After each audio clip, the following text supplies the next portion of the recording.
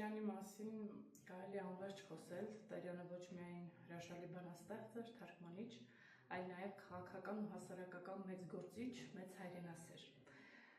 Նախ որպես բանաստեղծ ասեմ, որ Տերյանը նորություն մտցրեց հայ գրականության մեջ։ Նա գրականություն բերեց այն, ինչ բացակայում էր, մաքուր քնարականություն ու լիրիզմ։ Նա մեր լեզվին տվեց արծաթե զանգի հնչեղություն ու փայլ։ Եվ եթե չլիներ Տերյանը, գուցե մենք այսօր չունենայինք այսպիսի մաքուր ու անաղարտ գրական լեզու, որ ունենք այսօր։ Տերյանը մշակեց, փայլեցրեց մեր լեզուն եւ տվեց նրան արծաթե զանգի հնչեղություն ու փայլ։ Իսկ ինչ վերաբերվում է հասարակական եւ քաղաքական գործունեությանը, Տերյանը շատ մեծ գործ է արել հայերի ժողովրդի համար։ Երբ նա աշխատում էր ազգերի կոմիսարիատում 1917 թվականից սկսած Վառլամ Ավանեսովի տեղականն էր եւ փաստացի հայերի վերաբերյալ այն ժամանակ ինչ կարևոր հարց լինում էր, անցնում էր Տերյանի ձեռքի տակով։ Շատ է օգնել հայ գաղթականներին, որոնք ասում են հիմնականում կենտրոնացված էին Աստրախանում, Տերյանը վագոններով հագուստ, սնունդ, տեղորայք էր տեղափոխում եւ շուրջ 5-6 միլիոն ռուբլի, որ նրան տրամադրված էր տարբեր ծրագրեր իրականացնելու համար, ինքը ամբողջ ուղղել է հայ գաղթականներին օգնելու եւ անձամբ էր ղեկավարում այդ աշխատանքները, որպեսզի բոլորին անխտիր բաժանվեր,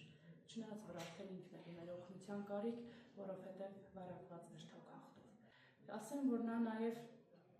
մի մեծ գործ է կատարել, ուրեմն երբ խառը ժամանակներ էին Մոսկվայում, ամեն ինչ բռնագրավում էր, հայ եկեղեցում էր պահպանվում, Էջմիածնից տեղափոխված մեր եկեղեցական շատ անգին գանձ էր։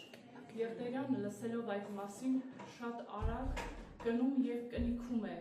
այդ եկեղեցու դուռը հայկական, որպեսզի ոչինչ չկարողանային բռնագրավել։ Հետագայում այդ անգին գանձերը մեր կրոնական տեղափոխվել է Մայրաթոր Սուրբ Էջմիածին եւ այսօր պահպանվում են այնտեղ։ Հոգնեցի երգերից անհամար։ Աշխարհից այս խավար ինձ տարեք։ Ինձ տարեք այս երկրից անարեք։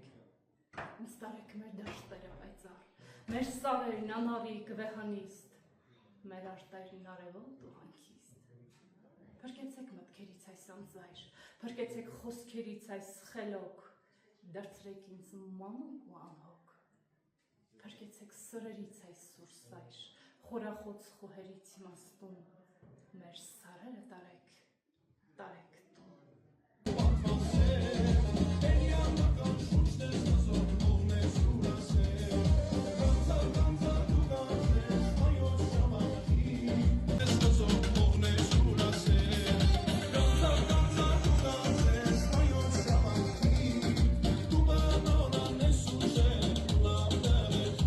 Սիրելի գանձացիներ, հարգելի հյուրեր, գրականության եւ մշակույթի սիրահարներ, հասարակական ու քաղաքական գործիչներ, կրկին գանձայում ենք նշելու Տերյանական օրը։